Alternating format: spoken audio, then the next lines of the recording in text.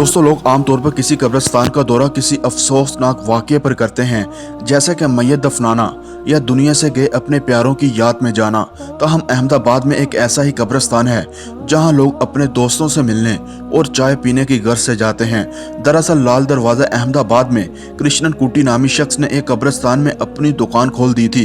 ये lucky tea stall इतना मशहूर हुआ कि यहाँ मशहूर व मारूफ पेंटर एम.एफ. हुसैन भी आया करते थे और 72 साल पहले कायम हुआ था, और तब से यहाँ मेहमान अपने इर्द गिर्द रखे ताबूतों के साथ खाना खाते हैं। कृष्ण ने अपने इस होटल के लिए कब्रों को हटाने की बजाय इनके दरमियान की जगह साफ करके वहाँ मेज लगाना पसंद किए, और यूं ये इस हवाले से एक मशहूर जगह बन गई। इन्होंने कब्रों के इर्द गिर्द लोहे की जालियां लगवा दी हैं। दिलचस्प बात यह है कि हर सुबह यहाँ का अमला तमाम कब्रों को साफ करता है और इन पर फूल भी चढ़ाता है। इत्तलाआत के मुताबिक मारूफ आर्टिस्ट एम.एफ. हुसैन इस टी स्टॉल पर अक्सर आकर बैठा करते थे। इन्होंने 1994 में दुकान के मालिक को अपनी एक पेंटिंग भी तोहफे में दी थी, जो आज भी वहाँ दीवार पर लगी हुई है।